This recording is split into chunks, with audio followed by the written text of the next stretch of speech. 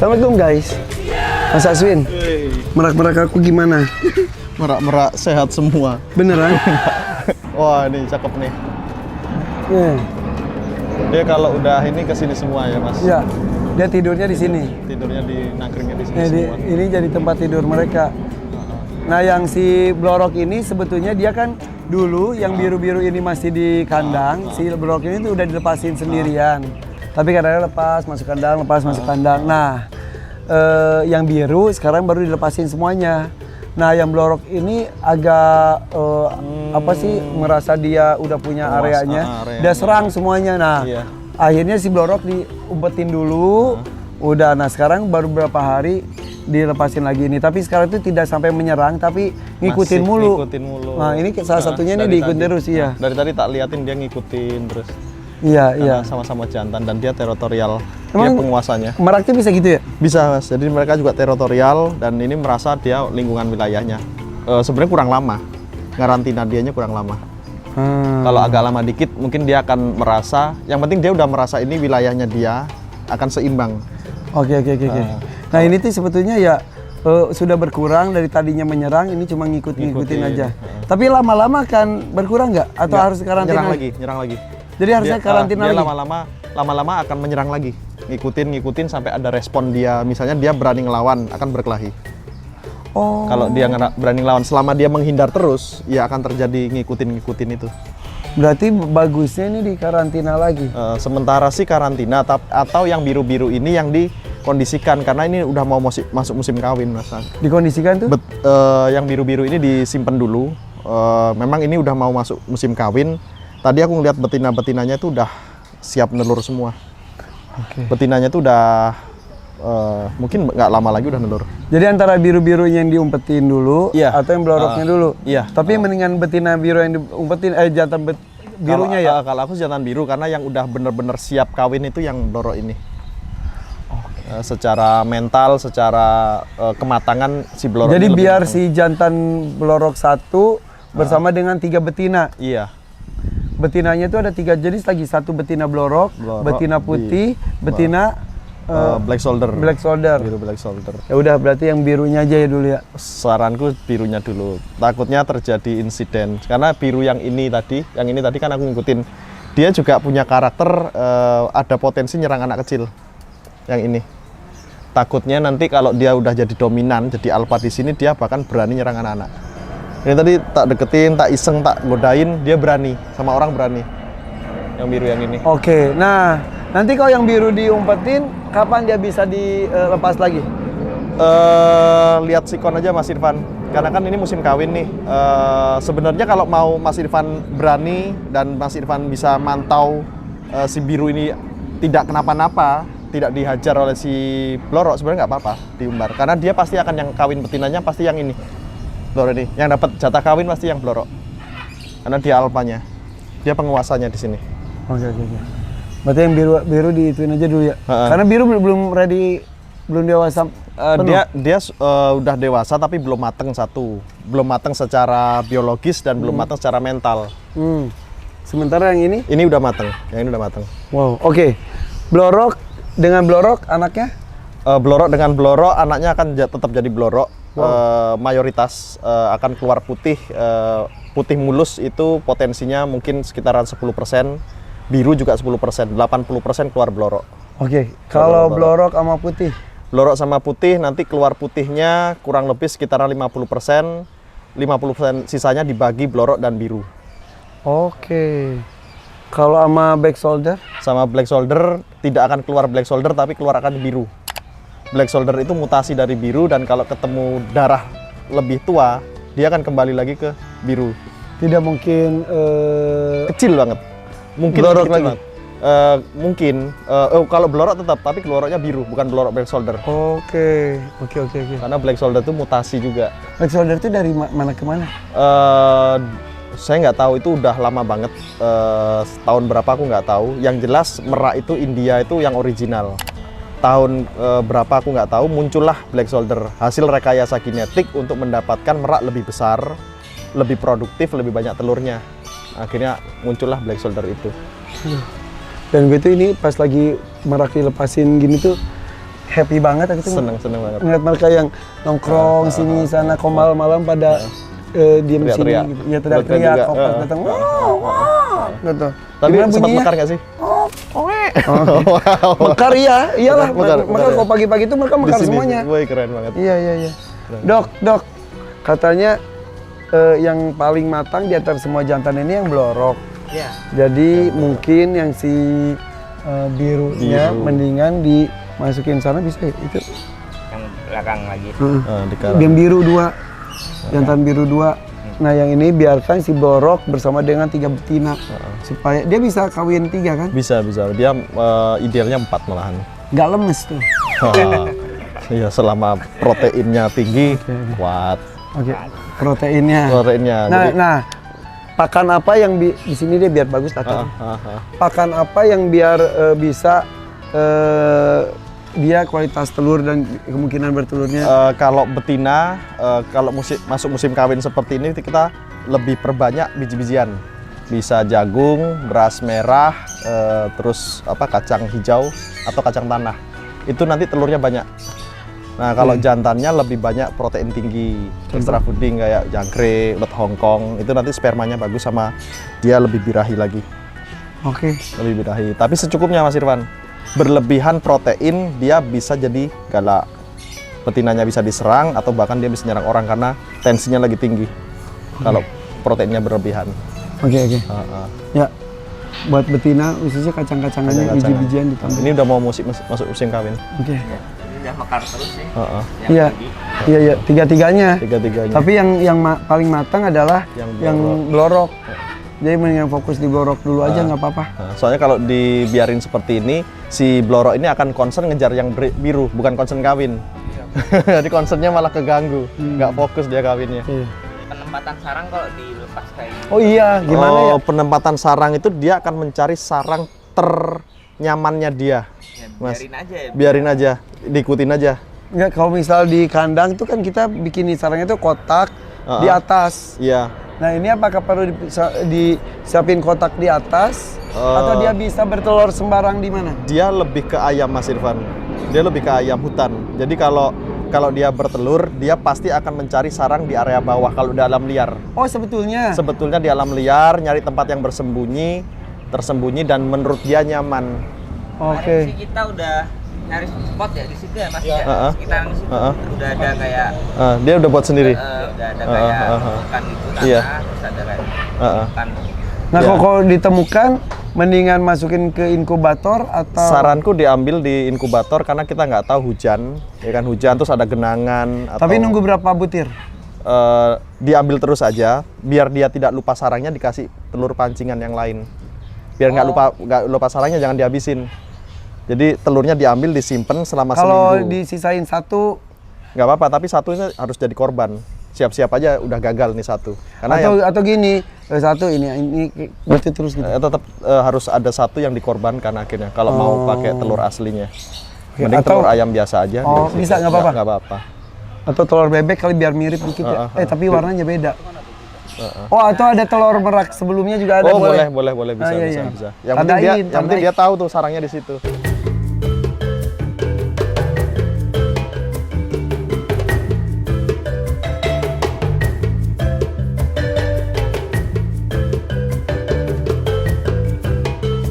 Suhu ideal embrio hidup itu suhunya 36 ke atas. Kalau kita nyimpennya di suhu segitu, embrio itu aktif meskipun belum ada di mesin. Jadi jangan taruh di tempat yang bisa mencapai suhu itu.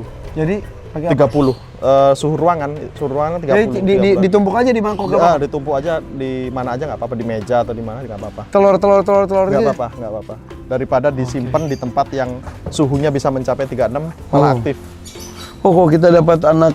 Dulu aku tuh bertelur menetas banyak banget ya sampai 20 ekor lebih. Pakai mesin. Pakai mesin semuanya. Nah, akhirnya kena tetelo semuanya das. Ya, Makanya tetelo. sisa si putih itu Oh, putih ini sisanya. sisanya. Nah, yang biru ini, yang jantan itu sebetulnya anak si putih. Anaknya putih. Karena si putih pernah dipinjam sama teman aku, dikawin, terus aku dikasih anaknya. Oh. Gitu. Tapi ini birunya semua darah putih semua sih memang. Iya, betul. Nah, punya darah split. Iya, iya, Kelihatan iya. dari jenggot sama Ya, sayapnya putih. Jadi dia punya darah gen putih. Oke. Oke, tuh si Oh, ini siapa namanya nih? Encang. Encang. Tapi ternyata Lexman. perempuan dia katanya. Betina, kalau Menurutku secara fisik, tapi nggak tahu sih. Kalau di DNA, tapi udah di DNA, Kang. Belum. Kalau secara fisik ininya pipih. Tapi nggak tahu. Memang Nah, Black kalau Swan- nyari jodohnya mendingan dari bayi lagi, karena dari bayi banget. Atau dari segini gini, kalau segini gini jarang yang sejinak ini kan? Jarang yang sejinak ini, tapi kalau udah umur segini, mending memang dicariin yang seumuran, Kang. Oke. Yang seumuran. Tapi bisa ada yang bilang sundel pas gini bisa? Bisa. Nanti nyarinya jangan yang ini. Maaf. Ini kan utuh nih, Mas Irfan. Ini utuh. Ya. Nah, zaman sekarang itu sudah banyak yang wing clip. Ini tuh dipotong.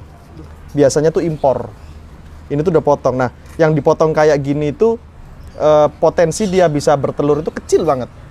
Karena dia mengalami masalah yang biasanya bisa terbang. Ini kan jadi dia mungkin metabolisme tubuhnya atau mungkin Makanya carinya yang lengkap juga. yang lengkap, cari yang lengkap. Oke, kalau ada mau ya. Siap.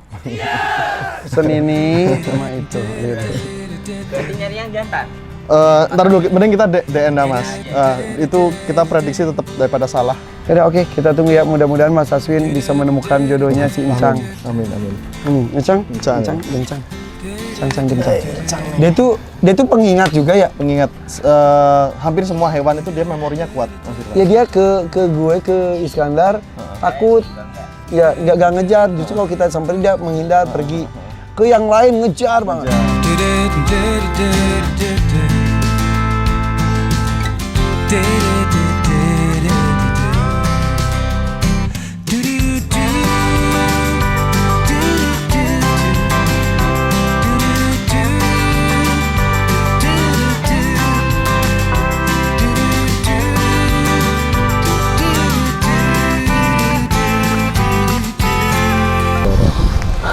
Oke guys, ini dia si merak blorok. Mudah-mudahan jadi pejantan tangguh yang bisa menghasilkan telur-telur bersama dan istri-istrinya. Istrinya ada 3 gitu. Sini Mas Aswin. Ciri-ciri merak matang usia kawin itu seperti ini. Iya, seperti ini. Jadi dia tidak takut. Jadi dia nggak takut sama manusia dan dia mekar itu untuk merayu betina. Dan ciri-ciri dia benar-benar birahi itu lehernya, Mas Irfan. Jadi kan coba lihat lehernya seperti melekuk. Melengkuk itu tanda dimana dia seperti orang itu lagi gini nih. Lagi memamerkan bahwa aku tuh kuat dan aku tuh perkasa. Nah ini kalau ketika ada 2 betina di hadapan dia gitu, dia akan memilih salah satu untuk Dia tidak memilih, tapi dia menawarkan siapa yang mau sama aku. Oh gitu, segitunya? Iya, jadi dia akan memamerkan tariannya, nanti salah satu betina akan tertarik dan betina itu akan jongkok. Ketika jongkok dia akan naik. Dulu dikawini. Tapi si mekar itu nggak bisa dilatih ya? Nggak bisa dilatih dan nggak bisa dipaksa. Semau-maunya dia? Iya. Tapi dia biasanya mekar itu baiknya di pagi hari ya? Dia jam kawin itu pagi sama sore, Mas Irfan. Oh, ini berarti pagi jam 7 sampai jam 9 biasanya. Dan jam 3 sampai jam 5, itu jam-jam dia mekar. Iya pas banget nih. Jam-jam mungkin suhunya ya, cuaca suhu mendukung buat dia kawin.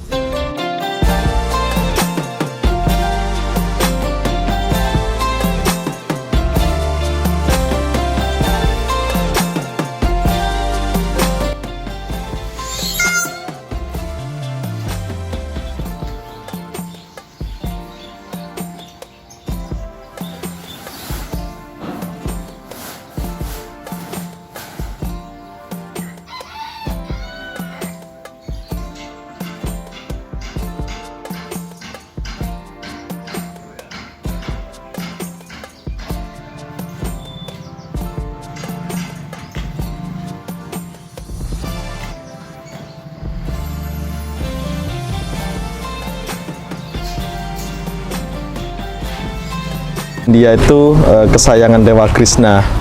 Dan tadi juga ada rusa tutul, itu juga kesayangan Dewa Krishna. Jadi 2 hewan itu yang identik dengan Dewa Krishna sebenarnya. Sapi? Sapi Dewa Siwa. Oh. Seru ya? Tapi menurut dokter, menurut Mas Aswin, Iya. alhamdulillah sih nggak tahu juga ya. Kenapa hewan-hewan di rumah ini tuh orang bilang semuanya tuh jinak, bisa hidup berdampingan, nyaman, berkembang biak. Kenapa? Ini aku bertanya dari penilaian orang-orang, bukan aku yang itu. Jadi hewan itu memang punya rasa, Mas. Rasa, dia merasa nyaman atau tidak di tempat itu, dia pasti bisa merasakan. Nah, ketika dia merasa nyaman, dia sejahtera di tempat itu, terus dia tidak merasa terancam dari predator, dari orang-orang yang iseng dan sebagainya, pasti hewan itu akan nyaman. Ketika dia nyaman, dia akan mudah dengan produksi. Mudah produksi, mudah diternakkan, dan itu tidak bisa dilakukan semua orang, karena semua kembali lagi ke hati dan ke tangannya. Karena banyak orang mungkin cinta hewan, tapi mungkin dia nggak pakai rasa. Nah, itu yang membedakan. Karena saya juga di dunia hewan, kebetulan saya punya teman peternakan se-Indonesia, Dok. Dan mereka semua mencoba ternak, ada yang gagal, ada yang enggak, ada yang dia sembarangan tapi berhasil. Karena kembali lagi, kadang-kadang mungkin dia nggak punya keterbatasan nyun sewu ekonomi untuk beli pakan yang bagus, tapi kok jadi karena dia main rasa. Kayak Mbah Surat itu dia main rasa. Mbah Surat itu yang penangkaran Burung merak hijau, merak langka di Indonesia, tapi dia udah tua, sepuh. Nah, Dia sampai mau buat beli pakan dia harus jual kambing. Dan untuk beli pakan extra fooding, beliau kan nggak punya anggaran, Mas Irfan. Sampai beliau itu saya tanya, Mbah, mau dikasih extra fooding biar cepat nelurnya. Udah, Mas, bagusnya jangkrik atau ulet Hongkong, saya bilang gitu. Oh enggak, kita cari rayap. Untuk nyari extra fooding dia ke hutan nyari rayap. Itu kan sebuah rasa di mana dia mungkin tidak bisa beli makanan yang layak, tapi dia akan carikan itu. Nah, akhirnya kan hewan-hewannya juga bisa produksi, walaupun makanannya tidak sesuai yang disarankan, tapi kan rasa itu tumbuh, dan mungkin rayap-rayap itu juga mungkin punya nilai gizi atau protein yang cukup tinggi lah, walaupun nggak tinggi setinggi jangkrik atau mungkin ini, tapi kembali ke rasa. Kalau menurut dokter? Ya, karena kan chemistry ya, kita balik lagi, karena kan chemistry itu kan nggak bisa dipaksakan ya. Biarpun kita punya lingkungan yang sangat bagus ya, tapi begitu chemistry-nya itu membuat mereka tidak genah ya, gitu kan akan beda juga gitu ya. Nah, lalu kemudian orang-orang yang tinggal Ini aja ada lewat sini. orang-orang yang tinggal di sini juga kan ikut membangun chemistry-nya Pak Irfan nih ya. Kalau ada yang memang dia nggak suka ya, atau dia memang kasar gitu ya, otomatis mereka juga akan menangkap itu sih, itu sebenarnya gitu. Tapi intinya kan sebenarnya di sini lebih ke Irfannya ya sebetulnya. Kalau bisa menciptakan lingkungan ini kan mereka juga pasti chemistry akan berubah. Ya makanya dengan merak bisa berkeliaran gini nggak kemana, kan sebetulnya untuk merak ini ada pilihan mereka untuk terbang, pilihan untuk kabur. Mereka memilih untuk di sini. Terus ada beberapa burung yang kita lepasin di sini, mereka bersarang di luar terus bisa bahagia. Emang bahagia aku tuh gitu doang aja. Benar. Nah, Mas Irfan, ini kita lihat induknya itu. Ciri-ciri induk mau nelur itu sayapnya turun, karena dia sedang merasa menahan sakit ya, kayak orang hamil tuh. Dia mau bertelur. Terus kedua, pinggangnya rimbun, karena dia mempersiapkan diri untuk mengeram. Itu ciri-ciri kalau kita bisa lihat dia mau bertelur, bentar lagi bertelur. Peluk aja. Nggak gitu juga konsepnya. Wah, seneng ketemu dengan para expert. Alhamdulillah. Ya. Tapi emang hebat sih. Oke, thank you ya. Ini Mas Aswin dan juga Dr. Rajanti. Assalamualaikum guys.